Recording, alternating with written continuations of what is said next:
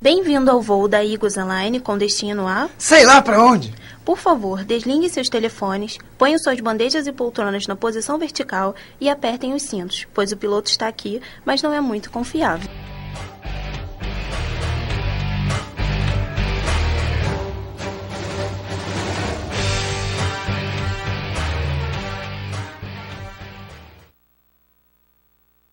Em 1500, Pedro Vaz e um monte de gente que ninguém lembra o nome saíram de Portugal com um destino que talvez nem eles mesmos sabiam. Passaram 1 mês e meio no mar até chegarem a uma terra na qual eles nunca viram, chamada Ilha de Veracruz, posteriormente chamada de Brasil.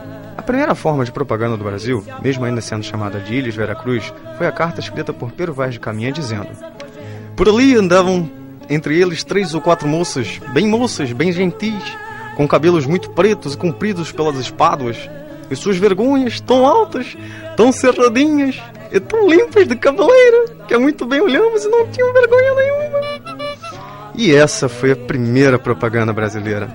Talvez seja por isso que surgiu a frase "não existe pecado abaixo da linha do Equador", mas nunca saberemos. Em 1549 chegou o primeiro grupo de teatro Brasil, com o único intuito de evangelizar os nativos. Mas de 1549 a 1808 não aconteceu muita coisa.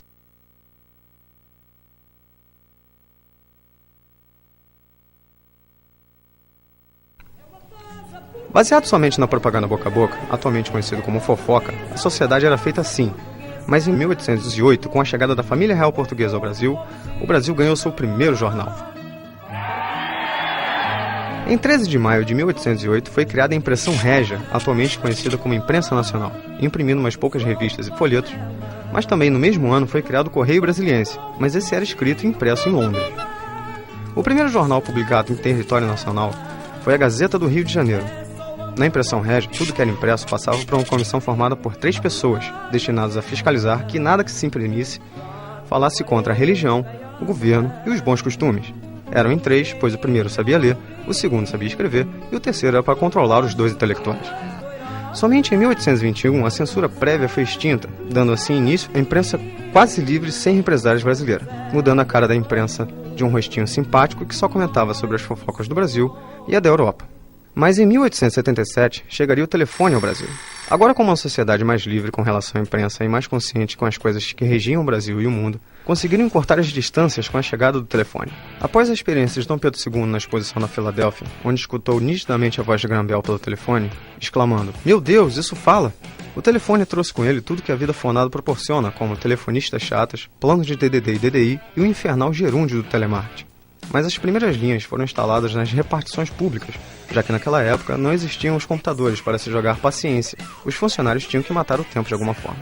O telefone se expandiu rápido, ligando empresas ao corpo de bombeiro e à polícia, isso na cidade do Rio de Janeiro e Niterói. Em poucos anos foram autorizadas as explorações de linhas telefônicas em todo o Brasil, mas nada muda mais as sociedades que o cinema. Ah, o cinema, a sétima arte, toda aquela emoção, pipoca, criança chorando, atrapalhando a sessão. O cinema chega ao Brasil em 1896, após 7 meses da primeira exibição em Paris. O filme exibido foi na Rua do Ouvidor, no Rio de Janeiro, com equipamento trazido pelo cinematógrafo dos irmãos Lumière, Afonso Segredo. Após um ano, o Rio ganhou uma sala fixa de cinema, o Salão de Novidades de Paris. Nada mais justo tendo visto de onde veio. Os anos seguintes foram uma grande dúvida sobre se iria ou não ter sessão, pois o fornecimento de energia era tão confiável quanto um Gordini. Nunca se sabia quando iriam te deixar na mão. Mas com o melhoramento do fornecimento, as salas se multiplicaram em pouco mais de 10 anos, já eram mais de 20 no Rio. O cinema brasileiro começa sua produção filmando reconstituições de crimes como O Crime da Mala e também com comédias como Io Anastácio Volta de Viagem, em 1906 e 1908, respectivamente. O cinema era mudo até 1909, quando os atores começaram a se dublar por detrás das telas, ao vivo. Agora imagina se por acaso um deles tivesse necessidades fisiológicas durante a exibição. Teve também adaptações literárias como Iracema, de José de Alencar, filmado por Luiz de Barros, em 1919. Mas depois voltaremos ao cinema, porque em 1922 aconteceu um dos marcos mais importantes da evolução da sociedade brasileira, com relação à comunicação e à mídia, a primeira transmissão de rádio. Mesmo sendo após um ano da primeira transmissão de rádio, foi fundada a Rádio Sociedade do Rio de Janeiro, a primeira rádio brasileira, criada por Roquete Pinto e Henrique Morizzi. No início, a rádio passou por complicações, passando somente ópera e música clássica, como se isso fosse ruim. Mas depois de algum tempo, os programas passaram a ser gravados e alguns artistas passaram a disputar a audiência do público. No início da década de 30, já eram quase 30 emissoras de rádio. Em 1932, Getúlio Vargas autoriza a propaganda nas rádios, e em 1935 foi criada a Rádio Tupi, de Assis Chateaubriand, e a Voz do Brasil.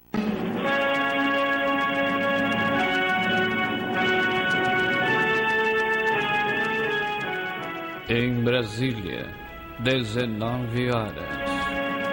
Uma realização Rádio Brás. Você está ouvindo a Voz do Brasil. Ou melhor, ninguém está ouvindo esta merda da Voz do Brasil.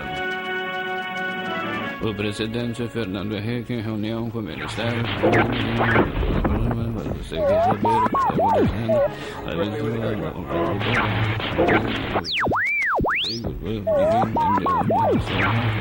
Ninguém entendeu porra nenhuma. Transmitindo notícias alucinantes da vida dos políticos e do poder executivo, naquela época o programa era chamado de Programa Nacional e era levado ao ar com o nome de Hora do Brasil. Mas só em 1938 ficou obrigatória a transmissão em todas as rádios do país, levando a tortura a nível nacional. A Voz do Brasil entrou para o Guinness Book como o programa de rádio mais antigo brasileiro. Mas vamos acelerar um pouco até a década de 50, pois em 1950, Assis Chateaubriand trouxe o maior e mais eficaz método contraceptivo do Brasil, a televisão. A primeira emissora de televisão foi a TV Tupi. Sem tecnologia do videotape, as transmissões eram totalmente ao vivo. Na inauguração do canal, poucas horas antes, uma câmera estragou, sendo que só tinham duas no estúdio. As décadas seguintes foram marcadas por revoltas, revoluções e por um golpe militar em 1964. Com o golpe militar, muitas proibições foram criadas, impedindo que as mídias influenciassem o público contra o governo. Agora, a década de 70 foi no mínimo curiosa. No cinema reinava o porno chanchado, e na TV, a Globo dominava. Nos cinemas era comum filmes com forte apelo sexual, sem chegar às vias de fato. Mas nada impediu que muitos lanterninhas terem de tirar os que se empolgavam um pouco demais com o filme. Mas nem cinema e nem TV. O que realmente mudou a sociedade nessa época foi a música. Com muitos músicos desafiando o regime e cantando sobre liberdade de expressão e falando mal do governo, e rádios sendo fechadas, o povo viu que o militarismo era uma péssima ideia. Tudo pior ainda mais na década de 80, pois faltava dinheiro para tudo. Canais tendo suas emissoras lacrados por transmitir notícias da greve nacional dos trabalhadores em 83. Mas em 1988 tudo acabou, quando o regime militar caiu e tudo voltava aos eixos. Quando em 1989... chega a internet, que encurtou ainda mais as distâncias e trazendo com ela muitas novidades, e principalmente a pornografia na internet. Em 1990, chegam os celulares com aparelhos enormes e com baterias que duravam algumas poucas horas. A sociedade já era bem comunicativa e consciente quanto a tudo que poderia ser bom ou ruim para o país. Mas de 2000 até os dias atuais, as mídias modificam muito a sociedade, mas de uma forma meio torta. Para se ter ideia, a produção de filmes eróticos no Brasil supera a produção de filmes sem ser eróticos de vários países. A TV é dominada com programas que não refletem a sociedade e que não acrescentam em nada, e uma música que só Deus. Agora misture isso tudo na mente de quem mais consome informação. É por isso que eu tenho medo de quando os atuais adolescentes chegarem ao poder. Chegamos ao final dessa viagem pelo tempo notando que a sociedade brasileira mudou muito em mais de 500 anos. Algumas vezes por causa da mídia e em outras a mídia que mudou por causa da sociedade. Mas já sobrevivemos por todos esses anos. Acho que conseguimos viver por mais 500. Gostaríamos de avisar que nenhum animal foi maltratado durante a gravação desse vídeo. Só o veado do narrador, a anta do roteirista e a galinha da minha ex-mulher que jogou meu computador pela janela e estragou tudo que eu já tinha feito. Miserável.